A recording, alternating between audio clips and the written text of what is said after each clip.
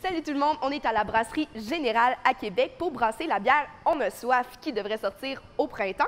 Et aujourd'hui, on va parler un petit peu avec les brasseurs sur place, avec notre spécialiste de la bière, Sébastien, pour apprendre un petit peu qu'est-ce qu'on a fait aujourd'hui.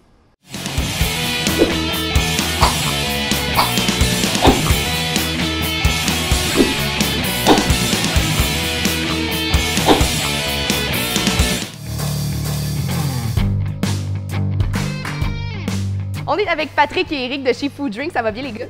Très bien, merci. Excellent. Donc, c'est vous qui allez vous occuper de notre bière qui va être transportée un peu partout et grâce à vous, tout le monde va pouvoir la goûter. Fait que, premièrement, je voulais savoir pourquoi on a choisi la Brasserie Générale ici.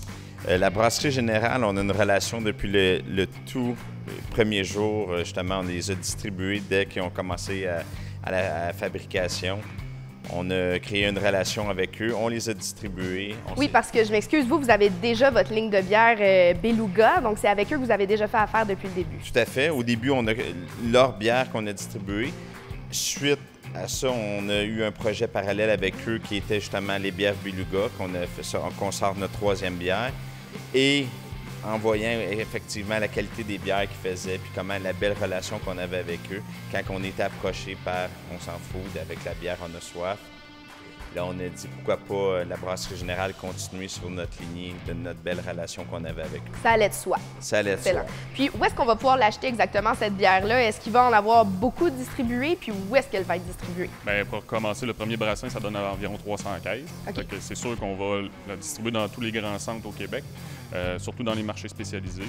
Puis on a au moins 200 points de vente là, assurés qu'il va en avoir. Puis est-ce qu'on peut espérer la retrouver, je ne sais pas, dans des restos, dans des bars, par exemple? C'est sûr que si on a une demande, c'est sûr que ça va nous faire plaisir de la rentrer dans ces places-là. Excellent. Donc la bière qui va sortir au printemps. Merci, les garçons. Bien, merci, ça nous a fait plaisir d'être là avec toi. Merci beaucoup. Merci. Merci.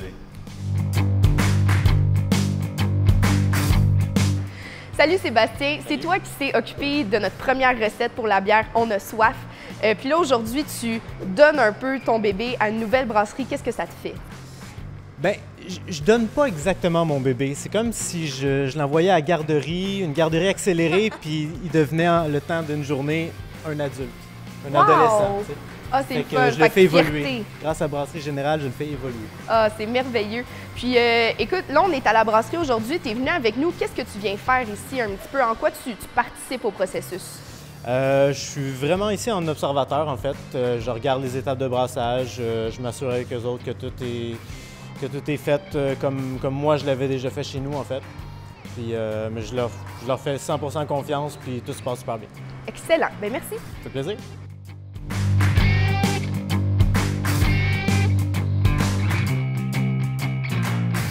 Salut Julien, ça va bien?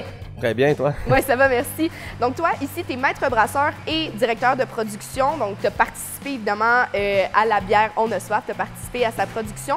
Explique-nous en premier, c'est quoi un peu la Brasserie Générale?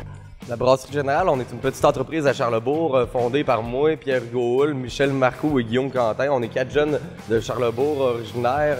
Puis on a fondé une petite brasserie entre amis justement pour pouvoir faire nos idées puis nos projets puis faire des bières qui nous ressemblent un petit peu plus par rapport à nos personnalités puis nos mentalités. Excellent. Puis là, vous avez évidemment participé, c'est ça, à la bière On a soif. C'est quoi la différence entre une petite production, comme nous on a fait l'été dernier, par exemple, une batch test si on veut, puis une plus grosse production là, à grande échelle? La principale différence réside surtout dans le contrôle qualité.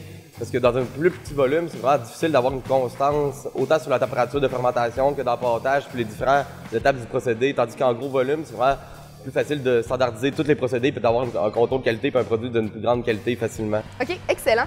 Puis là, aujourd'hui, on était ici pour le brassage de la bière. Rapidement, c'est quoi les étapes que vous avez faites aujourd'hui et les étapes qui restent à venir dans les prochaines semaines aussi? Actuellement, les étapes qui ont été faites, j'ai fait l'empâtage. Là, j'ai recirculé, je suis en train de soutirer le mou dans la bouilleuse. Excellent. Éventuellement, tantôt, on va voir l'ébullition. Après ça, je vais soutirer et refroidir le mou dans la cuve pour la fermentation.